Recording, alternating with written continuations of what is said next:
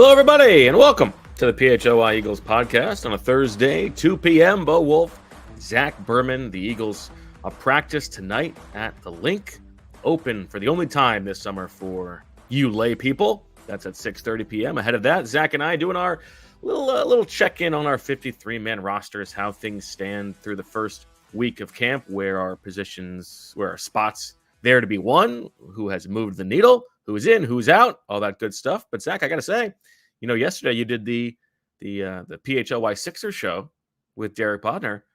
Who was to know that this was the day when the biggest Eagles news would be basketball related? Biggest Eagles news is basketball related. Yesterday. Enlighten me. What biggest CJ Gardner-Johnson shot to cancel meetings. Okay. Come yes, on. I did see that. Okay, I was curious where you're going with that. Yeah, a good shot by CJ Gardner-Johnson. Someone screamed out Kobe, and certainly clutch like Kobe are there. Okay. Yeah, they get out of meetings. I was not prepared. I can assess his jump shot if you want. It's a slope in that auditorium, so it's actually it can be difficult sometimes to shoot in there. You're not on level ground. All right, there's a lot at stake there. It's a high pressure shot. Okay, but the one thing about CJ Gardner-Johnson is. There's many things about CJ Gardner-Johnson, but one thing about CJ Gardner-Johnson is he is supremely confident, right? Yes. It reminds me, I think of Jalen Mills. Jalen Mills was a similar way. And there was a story. I think you got to be wired that way as a DB, right? Yeah, there's a story I like to tell about Jalen Mills. I was interviewing him for a story I was working on about him. I spoke to people around him, his family. But I remember asking Jalen, do you remember a time when you were like anxious or nervous or like felt uncomfortable about something? And he stopped and he thought, and he said the fourth grade. And it was so illuminating to me because like he's so confident that he can remember the last time he was not confident. And I must say, Can you explain what he was not confident about in fourth grade? Yeah, it was there was a pair his shoes were old model shoes or along that ilk, and there were other kids in his class who had new shoes, and he felt I don't want to put words in his mouth. It was 2016 when I wrote that 2000. So but that was the last time he didn't kind of have like the overflowing confidence. And yeah, it's a great attribute. I think of, Jalen Hurts. So there was an interview, maybe I forget which person he said it to or which magazine. And he was talking about, it was about clothing. And he said, I make it look good, right? Whatever I wear. And I'm like, that's a good way of thinking. It's a healthy way of thinking. All right. Well, there you go. A very nice super chat from Chris, who says, shout out to Zach and Bo. Just got out of a 5-year relationship, and this pod has helped me feel less alone. Go Birds. Happy to have you with us, Chris. I think people worried that Zach and I are beginning to end a 5-year relationship. Chris, I'm sorry about the relationship ending. I am not if it was of his volition, not if he thinks it's for the best long term. It could still hurt. I'm still sorry about it. It doesn't mean it might not be the best thing, but you invest, your time into it. But better days are ahead. Minor setback for a major comeback. This too shall pass. That's a piece of advice that could apply to anything. This too shall pass. There's plenty of men who count, but none too much in the sea. Yeah, that is not applicable here. But Chris, I appreciate you watching. Thank you very much. All right.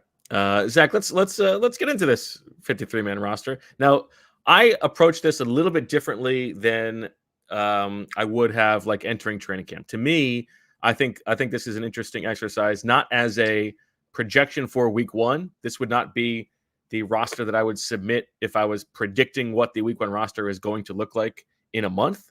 I'm looking at this as if the season ended today, or if the summer ended today and they had to make a roster tomorrow, what would it look like? And so there are a few things where, for instance, like I don't know if Ainias Smith is going to improve over the course of the summer, but if the summer plays out like it has over the first week of the season, I would not have Ainias Smith on the roster. So just a little bit of a distinction in the way that I went about this today. I don't know how you did it. Yeah, mine's forecasting it the way I would if the season were to begin tomorrow. So you take in draft pedigree, right? If I was doing it just simply based on what I've seen in camp, I would not put Ainias Smith on it. But I still think they would lean toward keeping their 5th-round pick, although they cut Nate Gary. At one point, he was a 5th-round pick. They've cut a number of, or I should say, they cut Clayton Thorson. He was a 5th-round pick. So it's certainly not unprecedented. And the other thing is preseason games have a lot to do with this, of course. You hate to frame it this way. There are going to be injuries, right? I always think back to, it was the night before cutdown day after the 4th preseason game in 2014. And I was out with some friends from Julia's at the beer garden, the South Street Beer Garden, and I received a text about Travis Long tearing his ACL, and it's like, hey, just a heads up, Travis Long tore his ACL, and I'm thinking, man, this has serious roster implications, and little did I know the implications that it had. The butterfly effect helped the Eagles win the Super Bowl. Brandon Graham would have been cut. Brandon Graham stays on the team. A few years later, Brandon Graham has the strip sack to clinch the Super Bowl. And a few years after that, Brandon Graham's still playing, year 15, and a Philadelphia icon. So it's a roundabout way of saying injuries are going to happen. Amen. All right. Who do you got a quarterback, Zach? I would not punctuate that with amen, but a man will get injured, though. Jalen Hurts, not Kenny too Pickett, much, hopefully. Jalen Hurts, Kenny Pickett, Tanner McKee are my 3 quarterbacks. This is fairly obvious. Will Grier is cut in this scenario. Are you going to ask Howie Roseman for the pleasure of cutting Will Grier, since you're so anti-Will Grier? Well, first off, I take no pleasure in anyone losing their job. I mean, if I was a football coach, I think they're contractually obligated to say this, but it is a genuine sentiment. It's probably the worst part of the job, right? Is cutting somebody. So, I would take no pleasure in that, but I also think that players know the rules of engagement, and I can't imagine Will Grier is expecting to make the 53-man roster right now. Do you believe them? Do you believe that they think it's the worst part of the job? Worse than like answering questions in the middle of like a 5-game losing streak? Yeah, no, I do think that. Now, the worst part of the job is when they're the ones getting, like I have said this to someone before, and like, they're like, God, it was so tough. I hated that. I was like, it's probably tougher for the person getting cut, right? Yes. But it is. I can't imagine it's an enjoyable part of the job. I believe it for most coach. I believe that Nick Sirianni probably views it as the worst part of the job. I don't believe that like Bill Belichick thinks that cutting people is the worst part of his job. And why do you say that? Because he probably loves to cut people. Based upon you think he loves to cut people. You think like you're invested in this. You see these guys every day. This is a childhood dream. Some of these players, I think there is absolutely a subset of hardo coach who does not care about cutting people. Yes, it's a part of the process to getting your best roster. I disagree. I think they might be desensitized to maybe the emotion of it, but I need to imagine that anybody who is around someone working as hard as these players do, trying to achieve a dream decades in the making, and like I said, some of them will never play football again, and you're the one who's bearing this news to them, I don't think anybody enjoys that. You would need to lack all type of humanity, correct, to enjoy that. And I don't think that just because someone's gruff in a press conference doesn't mean they lack humanity. I have a hard time thinking someone enjoys cutdowns. I think you're being a little naive if you don't think that any football coaches lack a little bit of humanity. I would argue I'm not the one being naive here, but what am I being naive about? What are you being naive about? Yeah. I think you are dehumanizing these coaches. Yeah, I think, and like, again, there's a difference between being desensitized to it and enjoying it. Now they might I'm not saying it's his favorite part of the job, but I think if there's a guy who Bill Belichick thinks has been dogging it all summer, okay, like I don't think that he's like losing sleep over cutting that guy. Sure, that guy in particular, but I think the overall action, like getting. This is a guy who writes fan letters to someone who's most known for firing people.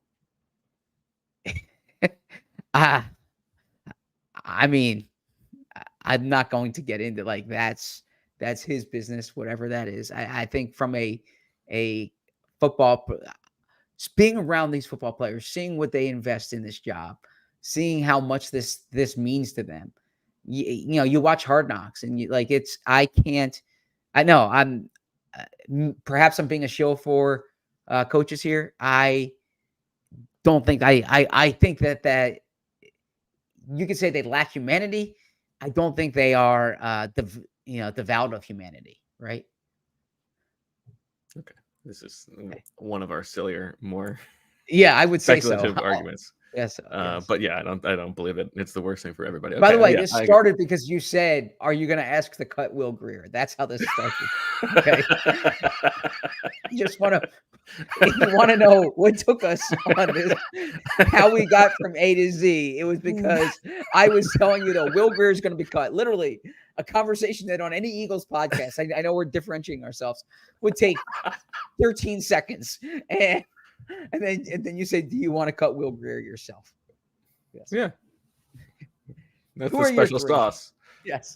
Yeah. Jalen Hurts, Tanner McKee, Kenny Pickett. No doubt about that. I do. If there's going to be any change here, I think the only thing that could change aside from injury would be a Kenny Pickett trade.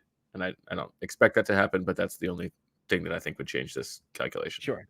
Agreed. Running back. Zach, I have the same three we've expected for most of the time. Saquon Barkley, Will Shipley, Kenny Gainwell. But I will say I have been impressed with Lou Nichols over the past couple of days.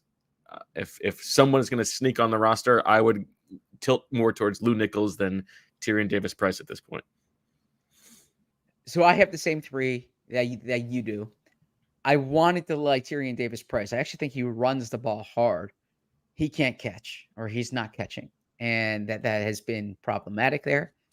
Kendall Milton, haven't seen enough yet to make a strong opinion one way or the other. These guys are going to get work in the preseason. We'll get a better sense then. But yeah, I would be surprised if the Eagles kept 4 backs unless they kept one expressly for special teams. Yeah, do you think they're going to be in the market for a 4th running back? Do you think that this is something they would like to identify on the waiver wire potentially, or do you think they're comfortable with 3? I would imagine they are comfortable with 3, especially because Will Shipley helps you on special teams. You know he's going to return. Sure, if you've got Shipley, you can probably only carry like 45 guys on the roster. He's good for like 9 spots. Well, he is a versatile player. Practice squad allows, as we know, elevations, and I could be wrong. I don't know if Lou Nichols is going to be like that hotly contested on the waiver wire. I would imagine they can have him on practice squad and elevate him if needed. But it's notable that they don't have. Gainwell and Shipley are both undersized players. They don't have somebody behind Saquon Barkley who is a bigger body type. So I think if they were looking for somebody, it would be somebody like that. That's fair. Although, I was talking to Jamal Singleton about this the other day, and I asked if they're going to have the rotation that they've had in the past. They kind of gave coach speak, but my answer for this, if I can be the translator, they didn't pay Saquon Barkley, $13 million a year to be on the sideline. Saquon Barkley is going to play more than the running backs they've had here in the past. But if Saquon goes down, they certainly need a third back up there. Did they pay Saquon Barkley to retweet anti-trans propaganda? I did not see that he did that. Contract, okay. Just Yeah. wondering if that was part of what they paid him for. Okay, we both got 3 running backs. I've been transcribing today. That one was way over my head. I don't know if it's something I'm supposed to know, but yeah, I don't know what you're referring to. Okay, let's talk about the wide receiver, Zach. And I think one of the more interesting roster battles that we have here. Obviously, A.J. Brown and Devontae Smith are on this roster. I think we probably both agree that Britton Covey is relatively safely on, given his quality as a returner. And then you're wondering, is it 2 spots or 3 spots for the rest of these guys? And is somebody going to grab the mantle as wide receiver 3? For me, I have Parris Campbell on and I have Johnny Wilson on. And right now, that's it. I do not have Ainias Smith on the roster at the moment. I think if you were asking me to project if he's going to be on the roster eventually, I would lean towards yes, but it would be like 52 turkeys to 48. But right now, as a reflection of how things are going, I do not think that he would be on the roster if they were making decisions tomorrow. That's interesting. I have him on my 53, not by merit, but by draft status. I have A.J. Brown, Devontae Smith, Britton Covey, Parris Campbell, Ainias Smith, Johnny Wilson. I'm not convinced that Britton Covey has this signed, sealed, and delivered. I would keep Britton Covey. I think that Britton Covey, what he's shown in the return game, he's shown promise as a pass catcher before, but especially this training camp. It's something that I've been reading people saying he's having like a great camp as a receiver. That's not exactly what I have seen. Yes, Saturday's practice I thought was a really good Britton Covey practice. Okay, that was one I didn't see. But I think it's a little bit of a stretch. Like sometimes, look, I'm far from an astute practice observer. I think I'm a decent practice observer, but no, it's not like the best part of my game. But I think sometimes pass catchers can be high. Like if you make the catch, it seems like you're having a big day, right? In a passing camp type situation. Not to take anything away from Britton Covey. I thought he had a real good rep against Tyler Hall in one-on-ones 2 days ago. And he said he's been watching Cole Beasley. He's been watching a lot of Cole Beasley this offseason. He had a funny quote, like, it doesn't do him any good to watch DK Metcalf. Like, he can't learn anything from DK Metcalf, right? But right. It's like what John Ross said about A.J. Brown, right? Yeah, exactly. But speaking of John Ross, that was a great segue by an outstanding host. John Ross, I don't have on my 53 right now, but I am intrigued by John Ross. I think that I like the way he's played this summer. Well, I should have meant that. I like the way he's run this summer, and he still is fast. I think that in one-on-ones in particular the other day, I liked what he showed. The fact that he's getting work with the ones, I don't think is by accident here. I don't have him on my 53 at the moment, but I do think he is a player to watch. And I also think just in terms of the game theory of it, he was a tryout player in the spring. Mm-hmm. Unless he has a monster preseason, I think you would feel pretty comfortable that he's going to slide through to the practice squad. And he's actually a perfect practice squad player because his speed is going to play as get you ready for the next week's opponent. He can be the speed guy, and if you want to elevate him and have him be a bit part of the offense, you can do that too. So it's unfortunate that that's his status as a veteran for him, but I think he's much more suited for a practice squad spot than an active roster spot. Do you think that this is 6 no matter what? I've only got 5.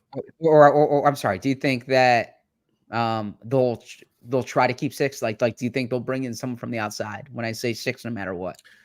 No. Because you have them light at running back, wide receiver, 3 backs, 5 and tight end. I'm only going to have 3 tight ends, but interesting.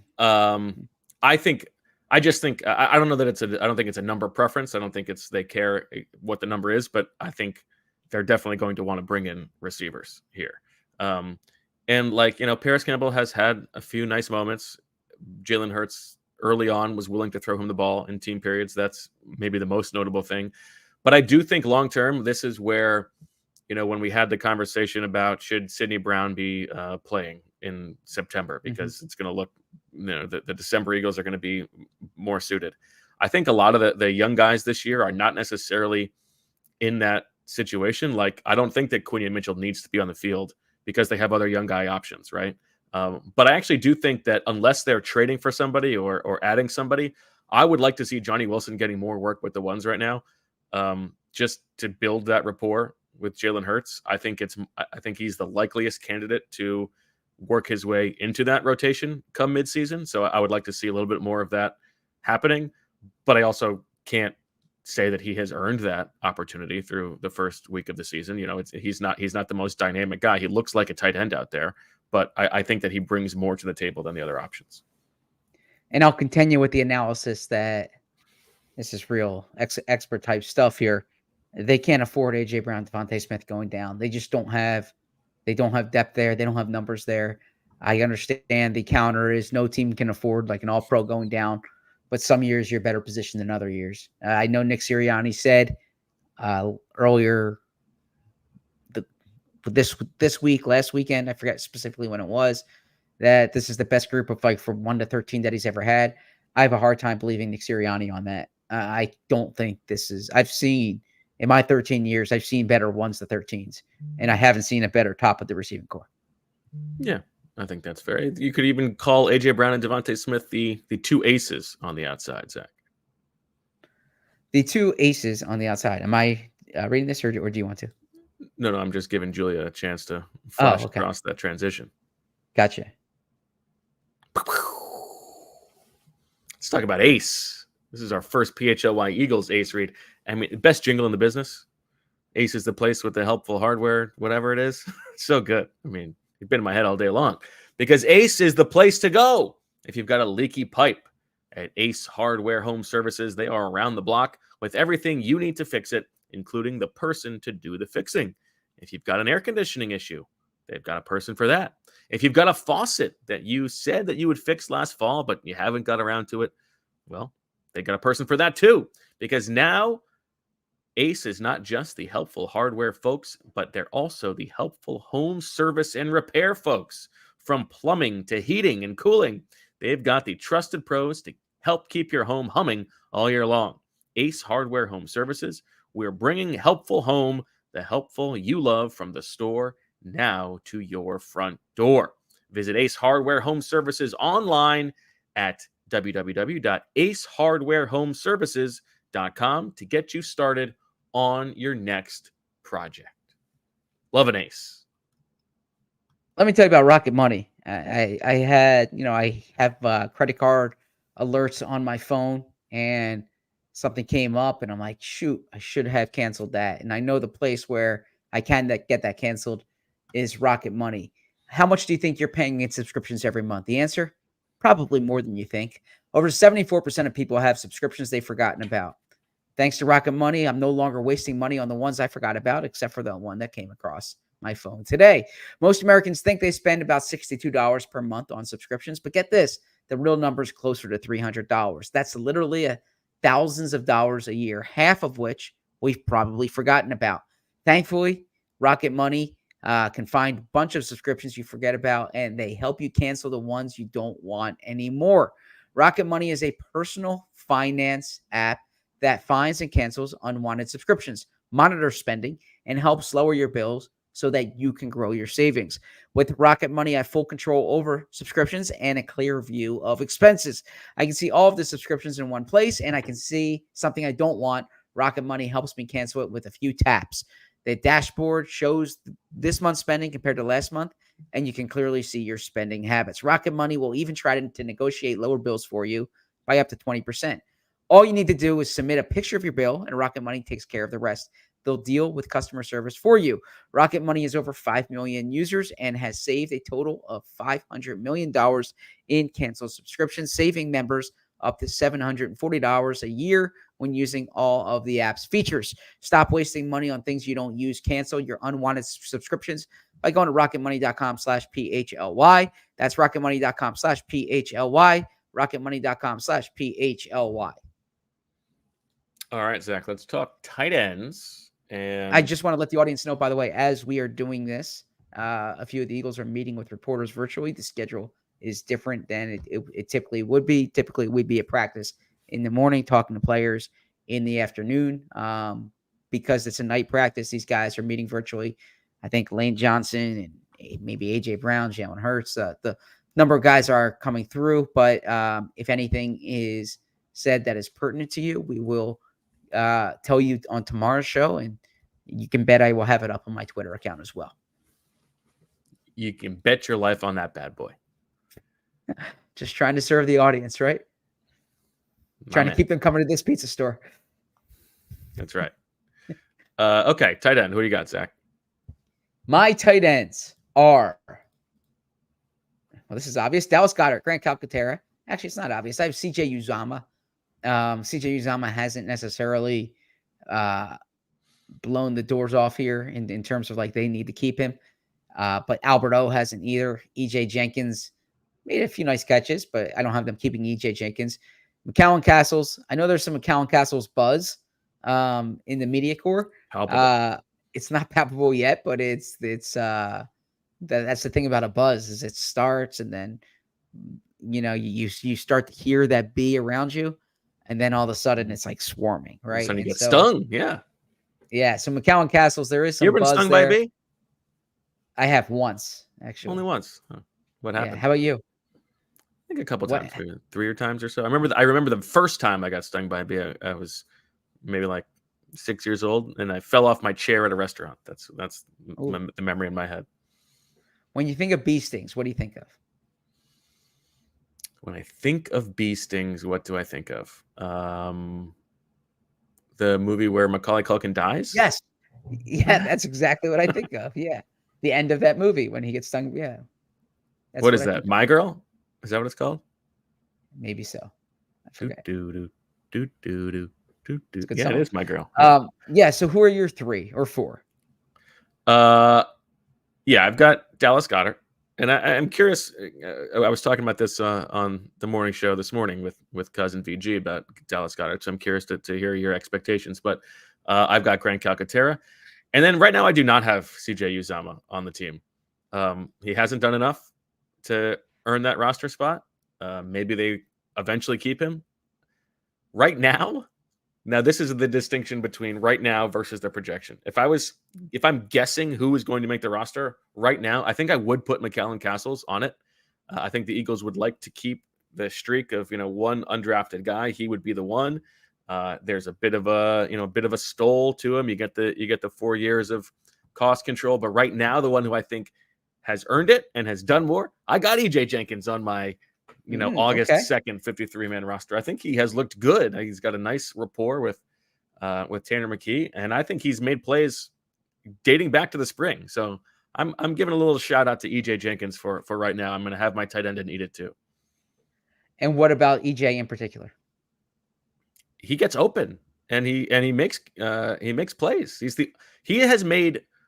EJ Jenkins has made more plays as a receiver, I think, over the course of camp than anyone aside from A.J. Brown and Devontae Smith. Wow. Caught more balls 10 yards down the field. I would need to check with Elliott on the data for that one. That's interesting. I mean, Shipley would be involved there. Of course. Yes. But naturally. I think I think in the flash bulbs of my mind, it's EJ Jenkins. Okay. Yeah. I mean, I'm not saying I don't like what I've seen from EJ Jenkins. I still think that they would lean towards CJ Uzomah. Do we both agree Grant Calcaterra is kind of set in stone as the number 2? I mean, I would not say set in stone, but I would say usage-wise, he has been the guy. Do you see a scenario where Grant Calcaterra is underwhelming? Do you see a scenario where Grant Calcaterra is not the second tight end this year? Yeah, if they could trade somebody, or they claim somebody, yeah, I think that's possible. Okay. Donald Parham's still available. Well, he's actually not available. But you can probably trade for him. Is my point. Well, I mean, everybody's got a price. Yeah, when you said, do you think that Grant Calcaterra is set in stone as the? I mean, he has been the guy all camp, but we're talking about someone who has 9 career catches. He had 4 catches last year. Yeah, I mean, he's not a they good are blocker. talking about him. They're not talking about this like it's a competition. They're talking about this like Grant Calcaterra is the number 2 tight end. So this is me going based on what they say. Although sometimes you have to watch what they do and not what they say. I get that. Yeah, I mean, we don't need a stenographer. We need an analyst. By the way, talking about palpable buzz, there's a palpable buzz about this appearance you've had on what is it, the NFL Daily Show? Is that what it's called? Oh, really? With Greg Rosenthal? Oh, yeah. On time yesterday. I have not listened to it yet. Thursday is a gym day, not a walking day. So I haven't listened through yet. But my drive in, I'm going to listen to it. And let's just say that there's been more than one text message to me about this appearance. So what are the tenors of those text messages? Oh, I need to listen and evaluate this. So no, I want to know what the texts say. What the text say? The text is like essentially saying, if you need some material, there's a you got to listen to this pod. So I'm eager to listen. I want to know who you're hearing from. A reporter can never reveal his sources or her sources. Yes. Okay. But it's more than one, and I am told that there is material to be used. There's always material. Yeah, it was a fun time. Okay. You should listen to it. You can listen to the NFL Daily podcast. The good news is Greg found his tortoise, so that's the most important thing. Good. All right, we I guess we should move things along. We're halfway through, and we haven't even moved into the offensive line yet. But Zach, on Dallas Goedert, pretty wide variance in like the expectations you could have for Dallas Goedert this year. We had never seen him put it all together for that one fully healthy season, but he's also 29 years old and banged up consistently. Do you view him as something of a like a variable for the team this year? Like as Dallas Goedert goes, so goes the offense. Good question. I don't view it in that context. I do think they need more of the Dallas Goedert from 2022. I don't think Goddard played to his maximum last year. I think in 2022, he was a better player than the numbers suggest. I think that was a year where if he had more targets, he would have had a lot more production because he was playing awesome that year. And I think the advanced data shows you that, and in particular, like the yards per target. I don't know how advanced yards per target is.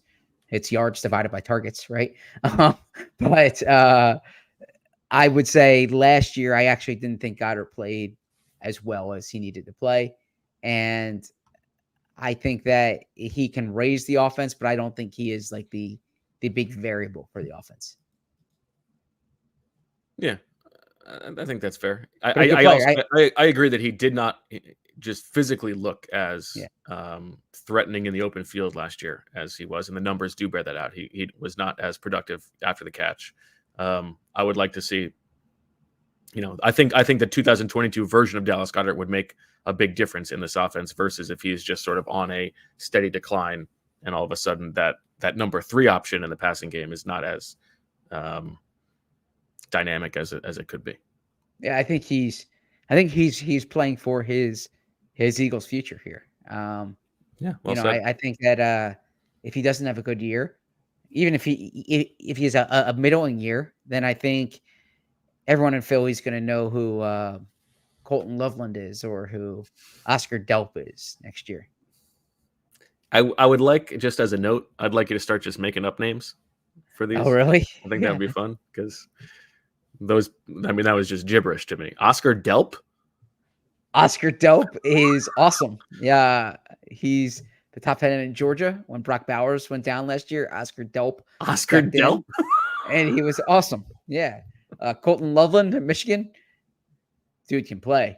I mean, so yeah, this is I'm not saying this is like there's no Kyle Pitts in this class, but this is a good class, number one. And Oscar Delp Oscar Delp's going to be a riser this fall. Just watch him there. All right. Big spot for all the Delp heads out there. That's nice. All right. Offensive line, Zach, I've got 10 players right now. I have Jordan Mailata, Landon Dickerson, Cam Jurgens, Tyler Steen, Lane Johnson, Mekhi Becton, Trevor Keegan, Matt Hennessy, Fred Johnson, and Dylan McMahon. I don't think there are any huge surprises there. I think when we did this exercise in the spring, I had Fred Johnson off. I think he has looked pretty good this summer. Maybe, more reliable at tackle even than Mekhi Becton. So I think he is looking relatively safe at the moment. I know that there has been some disparity on the reports on Matt Hennessy. I think that Matt Hennessy has looked very good. So I have him on as well. And too early on the Nick Gates front, I've got them keeping McMahon and Keegan. That's my 10 at the moment. Yeah, I had the same 10. Mailata, Dickerson, Jurgens, Steen, Johnson, Becton, Keegan, McMahon, Johnson, Hennessy. I am curious to watch Nick Gates. I don't know how great of vantage point I will get tonight, but now that you say that, I need to put a reminder in my phone. Bring binoculars, if you don't mind. This is journalism how the in action sausage here. gets made. Yeah, this is Yes. fantastic. This is good stuff. Bring binoculars. Okay. And adding that, so I'm going to get the alert. Are you going notebook or loose leaf for notes tonight? Tonight, notebook. Okay. Because actually I'll be in front of my laptop. Although I am going to, there's a part of practice where I'm going to be watching in the stands because Nice. I Emily and Reed are going with some friends, and yeah, absolutely. Yeah, he's never seen me at work before, other than when he came to the show. He's seen me do the show. He's never seen me watch a practice before. So I want to. But he got to come to the press box during the preseason last summer. Well, we were quick in and out. He didn't actually see me working. So when we're on the field for the first 20 minutes before. Yeah. So yeah, he'll get to see me with the great Bo Wulf. It's very exciting. Yeah, I remember last year you were walking out of the tunnel, and there's all these cheers, and I was like, this must feel like what it's like being with the Beatles. Don't patronize me. I'm just reporting what I saw. I think we can just gloss over these special teamers. Those three are easy to go. Jake Elliott, Rick Lovato, Braden Mann. Rick Lovato is the Eagles long snapper. Yada, yada, yada. Edge ones. Here's where I have one surprise addition, Zach. And this is based on the first week of camp and sort of the back end of the roster. A couple spots unclaimed. And I'm going to give one here. So I've got Brandon Graham, Bryce Huff, Josh Sweat, Nolan Smith, Jalix Hunt, and I've got a sixth edge, Terrell Lewis, who I think has had a solid start to camp. And this is one where prediction-wise, I don't think that this will keep up. I would not bet on Terrell Lewis making the roster eventually, but right now I give him the edge over Patrick Johnson and anybody else. Okay. You like Terrell Lewis more than Julian Okwara of the intriguing edge rushers? I do. Because of the length? But because I think I've seen him do more. I've seen him do more as a pass rusher. But I also think he had a great PBU. Where those now he's also, this is one where you got to factor in the competition. But he demolished Darian Kennard at left tackle twice. Maybe that's more of a Kennard than a Terrell Lewis thing. And Nick Sirianni did talk up Patrick Johnson the other day. They know what he brings on special teams. Yeah. Push come to shove, they probably would lean towards Patrick Johnson, but I wanted to give a little shout to Terrell Lewis. Yeah. I have 5 here. Bryce Huff, Josh Sweat, Brandon Graham, Nolan Smith, Jalix Hunt. My 6th, based on what I've seen, will be Julian Okwara over Terrell Lewis. But both of them have relative draft pedigree. Julian Okwara has a little more production in the league. Terrell Lewis has a little more length. Terrell Lewis played at Alabama with Jalen Hurts, played at Alabama with Devontae Smith. So yeah, we'll see what happens there. But I have 5 here. I actually wanted to push more edge rushers and defensive linemen than I have. I'm probably a little too deep in the secondary right now. but that's just kind of the way that the roster is assembled. Who do you got at defensive tackle? I have 5 here, but that's only because Booker's going to Canton tonight. To scout it out. I feel bad because I enjoy. I respect Thomas Booker. I like Thomas Booker. But no, I have 5 here: Jalen Carter, Jordan Davis, Milton Williams, Marlon Tuipulotu, and Moro Ojimo. The man. I have the same 5. Okay. Pre-training camp on my 53, I had Gabe Hall. I have not seen enough yet from Gabe Hall, but I'm eager to watch Gabe Hall in the preseason. Me too. I agree. He hasn't so quite funny? flashed. The way that you say his name makes me laugh. Gabe Hall? Yes. Is there a different way to say Gabe Hall? It's just funny. How would you say it? Say his name. Gabe Hall. And I said Gabe Hall. You say Gay Paul. Okay. I said Gabe Hall. Gabe Hall. Yeah. Yeah. I mean, I'm not even like trying to be funny here. I'm saying the man's name. I can't help you. I don't even want to call it sophomore humor. Like, I say Gabe Hall. I don't think I say it any differently than you say it. Do you want me to take a little more of a breath in between Gabe and Hall? Gabe Hall. Okay. Gabe Hall. I am eager to watch Gabe Hall in practice. I'm sorry, in preseason games. I want to see if he can get some of my penetration on the line of scrimmage. But I think he's I think I liked him coming out. I liked yeah, so let's just keep rolling here. Julia, the good news is we have our clip, our VOD for the show, that we can just put up the whole Gabe Hall segment on YouTube. I think that'll be good. I actually think we should do whether coaches feel bad about coaching players. That would be that would dominate the algorithm. Yes. Just to say, I think PJ Mustafa is a player to keep in mind. Marlon Tuipulotu has looked pretty good by my eyes so far. Ojimo has a little bit underwhelmed, but if they want another bigger body, Mustafa would be the guy there. All right, Zach, before we get to the back 7, let's talk about our friends at Rite Aid and the LO Market. Hello, Market! The LO Market at Rite Aid includes candy, snacks, and pantry items exclusively at Rite Aid. We're talking your classic candy like peach rings and Starlight Mints to gummy butterflies and sour worms. You got the nuts and trail mixes packed with vitamins, minerals, healthy fats, fiber, and protein.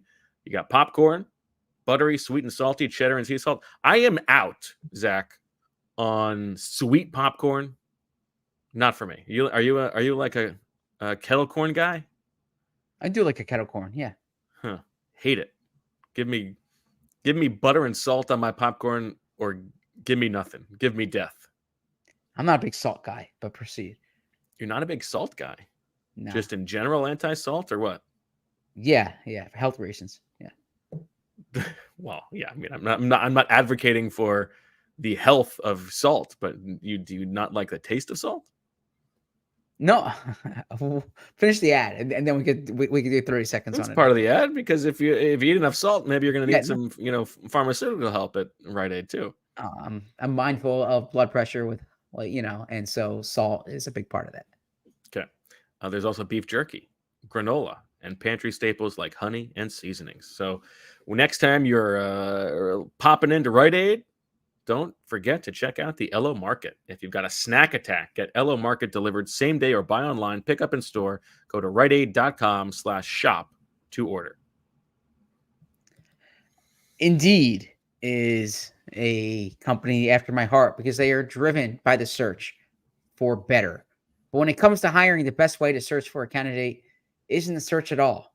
Don't search, match with Indeed. If you need to hire, you need Indeed. Indeed is your matching and hiring platform with over 350 million global monthly visitors, according to Indeed data, and a matching engine that helps you find quality candidates fast. Ditch the busy work. Use Indeed for scheduling, screening, and messaging so you can connect with candidates faster. And Indeed doesn't just help you hire faster. 93% of employees agree Indeed delivers the highest quality matches compared to other sites, according to a recent Indeed survey. You can leverage over 140 million qualifications and preferences every day. Indeed's matching engine is constantly learning from your preferences. So the more you use Indeed, the better it gets. It's like compound interest. Join more than 3.5 million businesses worldwide that use Indeed to hire great talent fast.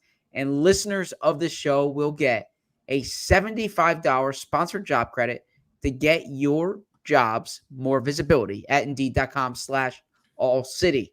Just go to Indeed.com/AllCity right now and support our show by saying you heard about Indeed on this podcast. Indeed.com/AllCity. Terms and conditions apply. Need to hire? You need Indeed. All right. Linebacker is very interesting. Oren Burks has not practiced yet this summer. As such, I have him off the roster. Can't make the clump in the tump. We'll see if he can get back and make some waves. But for now, I do have 5, and I still have Ben Van Sumeren sticking on this roster as a specialist or a special teams player. So I've got Zach Bond, Nakobe Dean, Ben Van Sumeren, Devin White, and Jeremiah Trotter Jr. Yeah, I don't have Burks on either. This is a change from my pre-camp 53. I have Van Sumeren over Burks at the moment. I could go lighter here to add a defensive lineman or an edge defender, maybe a Julian Okwara. But I have Devin White, Zach Bond, Nakobe Dean, Ben Van Sumeren, and Jeremiah Trotter Jr. Now, maybe I look like a fool when Oren Burks is back, but you can't make the team on the injured list. So I'm curious to see.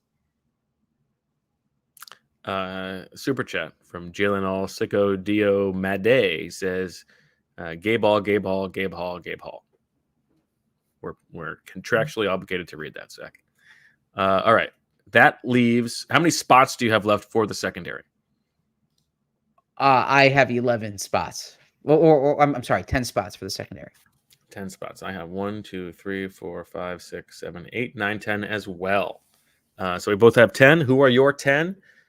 And then I feel like we'll have one difference. Darius Slay, Isaiah Rodgers, Quinion Mitchell, Cooper DeJean, Keely Ringo, Eli Ricks, and then I have C.J. Gardner-Johnson, Reed Blankenship. At the moment, I have Sidney Brown, but that could be a roster spot if he doesn't start the season on PUP. And I have Avonte Maddox. Okay, we have 2 differences, actually. I have Sidney Brown on PUP. Okay, that probably makes sense. Now, this is if the season started tomorrow. Sidney Brown's going to have to get back in order to prove that he can be on the roster week 1. And because I have him on PUP, they do not have safety help. So I have, in addition to Avonte Maddox, I have James Bradberry on the team right now. That would be a good story. Great thumbnail for today's shot, for today's show, though, too. And, I still don't really expect him to make the roster, but I think if the roster math is as it is now, he's being a good soldier, right? Like, he's learning the position. I think he's actually looked pretty active. They're paying him anyway. I don't think it's crazy. Now, you're guaranteeing but it's all guaranteed anyway. So the idea of not having him on the week 1 roster doesn't make as much sense for him. So right now, I do have him on. Look, I think that based on play, I can see it. I still think that, I don't anticipate that occurring. I still think they try to move on from him. I don't think you have James Bradberry as a backup on the 53, but like we've said, they're paying him regardless, right? So if you're paying him regardless and he's being a good soldier, if you will, I can understand it. They do need depth at safety. I think Avonte Maddox sufficiently supplies that, or I think he supplies that depth. I think Cooper DeJean, when Cooper DeJean's back, it wouldn't surprise me if especially if Quinyon Mitchell's taking time in the slot, if they start to play Cooper DeJean a little bit at safety, just to prepare him for a backup role. That would not surprise me. But I am going at this point with Bradberry off, although I can certainly understand the argument for putting him on. And then my other difference is I have Josh Jobe instead of Eli Ricks, because I'm just boosting special teams. Jobe is a good special teams player. I don't think he's guaranteed of making this team by any means, but I have not seen much from Eli Ricks this summer, and I do think that he is a guy who they can, flip for another player, maybe a Donald Parham. Look, if the Chargers would do that, I mean, that certainly makes sense. You get a 6'8" tight end who's played in this offense before, who can be a threat in the red zone. Sign me up for that. Yeah, I've always liked Donald Parham. We know. Mm-hmm. Yeah. Another super chat, Zach, from JASDM, who says the sophomoric humor is part of the special sauce. Jalen, All-Sicko, Dio, Mad Day, I appreciate you watching us. I like to think we do have a special sauce on the show. I don't believe the sophomoric humor is that special sauce. That's just my personal opinion. But look, reasonable minds can disagree. I think as a fan of comedy, I don't enjoy sophomoric humor. Yeah. What? Are you offended by that? You're like, your comedy taste is like Sebastian Maniscalco. Like, yeah, he's not up there doing like fart jokes, Am I doing fart jokes? I mean, he's not like he's doing like really well thought out. Oh yeah. Oh, it's real. Mulaney. It's real craft. Yeah. Yeah. John Mulaney, same thing. Those are not the same thing. Yeah. Those are not even. They're not even close to the same thing. They're not even the same category. Do you like John Mulaney? Yeah. Yeah. Okay. Yeah. And you don't like Sebastian Maniscalco? Sebastian Maniscalco. I think his one joke is a solid joke. He's made a whole career out of one joke. Out of one joke, what's the one joke? It's just doing a very cartoonish Italian impression. He does more than that. But I find him funny. I don't find sophomoric humor as funny. Everyone can look. That's the great thing about comedy. There's different, It's like lacerating a toe. There's so many ways to do it. Yeah, there's a lot of different types of comedy. You can enjoy the sophomore humor. I can enjoy Sebastian. The highbrow, right? The highbrow of Sebastian. Yeah, the thinking man comic. Well, first off, the physical comedy that he has is outstanding, and also like the observational comedy is outstanding as well. Yeah, same thing with John Mulaney. I'm seeing a comedy show tomorrow night. That looking forward to that. Who are you seeing? It's actually a comic Emily likes. I don't know much about him. His name's Jared Freed. He's performing in Atlantic City. Oh, I don't know him actually. Yeah, he's got a Netflix special. But yeah, I'm going with Emily to that one. Okay, that sounds like fun. Yeah. We have another super chat from Jason who wants to know your take, Zach, on broccoli pizza. I don't like broccoli pizza. Now, once again, if you like broccoli pizza, I got nothing wrong with that. But I'm not a huge broccoli guy as it is. Broccoli is not a vegetable that I particularly enjoy. There's other vegetables. Broccoli. What's that? I like broccoli. Okay. Once again, nothing wrong with broccoli. Give me your top 3 vegetables to have. In general or on pizza? Let's go in general. In general.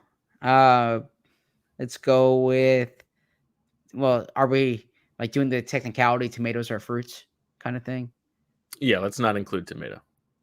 Or I mean, I guess if you want to include tomato, you can. If that's I mean, I always thought a tomato was a fruit. Oh, I'm sorry, it's a vegetable, and then like a total is a fruit. But let's go with I like Vidalia onions. Okay. I like corn. Okay. I like spinach. You like spinach, or you eat it because it's healthy? I like spinach. I mean, Interesting. just not the raw spinach, but you put a little, seasoning on it. Wilt that bad boy? Yeah. Trying to think what else. I like sweet peppers, like hot peppers. Okay. Okay. Yeah. I mean, I like mushrooms if they're roasted. I like sweet potatoes. Actually, sweet potatoes are my favorite. Sweet potatoes. So I would Sweet go with potatoes. that. That's a good one. What about you? Well, I'm thinking of the greens, like I like a broccoli, I like an asparagus, green bean. I'm in on all that. I like a Brussels sprout. I like a lot of green vegetables. Roast those bad boys, grill them. Fantastic. Yeah, I like grilled asparagus. I don't like raw asparagus. Well, yeah, I'm not advocating for raw asparagus. Okay. But I mean, I like snap peas. Those are good. Okay. Yeah. Not bad. I'm glad I'm missing Jalen Hurts for this, right? Broccoli pizza, I would say broccoli pizza is basically a salad. I mean, you're putting broccoli on pizza, you're good to go. That's a healthy meal. Yeah. My general, I would say, I would not order a broccoli pizza as my only pizza, but I mean, I'll have a slice. It's a piece of pizza. I'm not. What's crazy. your favorite pizza topping? I mean, I do agree. I do think that the best way to judge a pizza is a plain slice. Well, of course. But if I'm going to somewhere that I can't trust I'm going to get a good plain slice, I don't mind like a mushroom and pepper situation. Okay. And then I don't mind like a little chicken on a pizza. I think if you're going to a like the not highest quality pizza place, that can be a safe option. Not anti pepperoni, not anti sausage, and actually like a sausage Vidalia onion to your Vidalia onion is a nice little combination. I like Tracer Bullet's wife. This is the observation. That's a drop. Tracer Bullet's wife says, HZ. Bo, please stop that. Tracer Bullet says, my wife. Tracer Bullet's wife. No, Tracer Bullet says, my wife. What does this have to do with football? Tracer Bullet, me, nothing. Tracer Bullet, my wife. Then why are they still talking? We're supposed to go to 3:00. Yeah, I know. We could have talked football. We didn't have to talk. You said there's a question in the chat. Broccoli pizza. What are your thoughts on broccoli? That was a super chat. We had to read it. Okay. Yeah. So let me just tell you about tonight. Okay. Carrots. We forgot about carrots. Carrots are good.